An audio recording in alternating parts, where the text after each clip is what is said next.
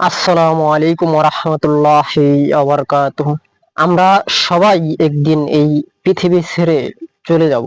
আমাদের জন্য মৃত্যুর পর যে প্রথম ঘর অপেক্ষা করতেছে সেটি হলো কবর। এই কবর যদি আমাদের জন্য সহজ হয়ে যায়, শান্তির স্থান হয়, শান্তির ঘর হয়, তাহলে আমাদের জন্য পরবর্তী সব স্থানই সহজ হয়ে যাবে। আর যদি কবর আমাদের জন্য আযাবের গর্ত হয়ে যায়, শাস্তির স্থান হয়ে যায়, তাহলে আমাদের জন্য পরবর্তী সব ধাপগুলোই কঠিন হয়ে যাবে, সব স্থানগুলোই কঠিন হয়ে যাবে।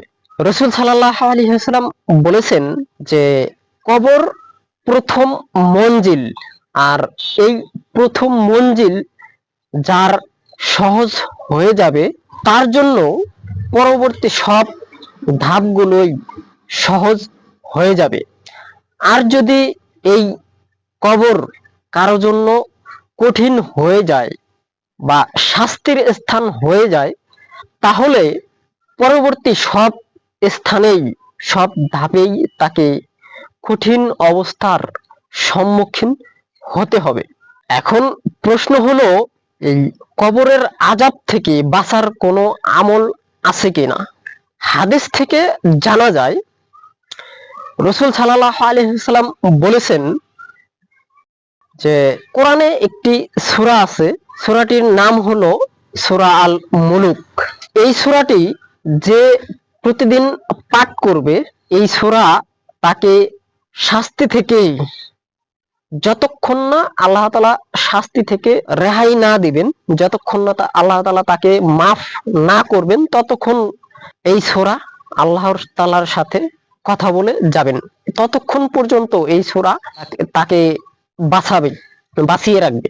এবং আরেকটি বর্ণনায় এসেছে যে সূরা আল মুলুক প্রতিদিন রাতে তেলাওয়াত করলে এই সূরার কারণে, এই সূরা তেলাওয়াতের কারণে তার কবরের আযাব মওকুফ করা হবে, তাকে কবরের শাস্তি দেওয়া হবে না।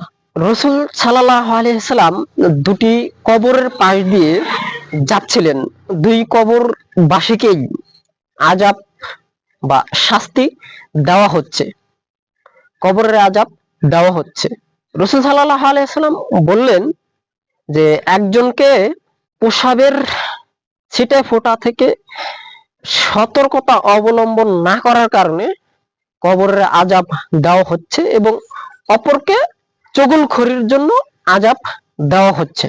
এতে এই হাদিস থেকে বোঝা যায় যে আমরা যদি প্রসাবের ছিটে ফোঁটা থেকে না সতর্ক থাকি, সতর্ক না থাকি, তাহলে এই প্রসাবের ছিটে ফোঁটার কারণেও আমাদের কবরের আযাব হবে।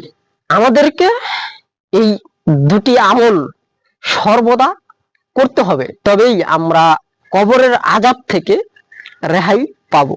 তা না হলে আমরা কিন্তু কবরের আযাব থেকে রেহাই পাবো না। আমাদের সব সময় পবিত্রতা অর্জন করে চলতে হবে। প্রসাবের পর যতটা সম্ভব পবিত্রতা অর্জন করতে হবে। অজু সবসময় অজু করে থাকতে হবে, পবিত্রতা অর্জন করে থাকতে হবে। নিয়মিত 5 ওয়াক্ত সালাত আদায় করতে হবে এবং পাপের জন্য আল্লাহ তাআলার কাছে তওবা করতে হবে, এবং কবরের আযাব থেকে মাফ চাইতে হবে। আল্লাহ তাআলার কাছে কবরের আযাব থেকে বেশি বেশি মাফ চাইতে হবে, তবেই আমরা কবরের শাস্তি থেকে রেহাই পাবো। তা না হলে আমরা কিন্তু কবরের আযাব থেকে আমরা রেহাই পাবো না। আমার মনে হয় মানুষেরা সালাত আদায় করে না, তারা প্রসাবের সময় প্রসাবের ছিটে ফোঁটা থেকে বাঁচবে তো দূরের কথা, বেঁচে থাকবে তো দূরের কথা, তারা প্রসাবের সময় পানিও ব্যবহার করে না। এদের কি হবে একমাত্র আল্লাহ তাআলাই ভালো জানে। তবে আমার ভিডিও যারা দেখবেন তাদের অবশ্যই অনুরোধ করব যে এই সব বিষয় থেকে বেঁচে থাকার জন্য এবং প্রতিদিন রাতে সূরা আল মুলুক তেলাওয়াত করার জন্য।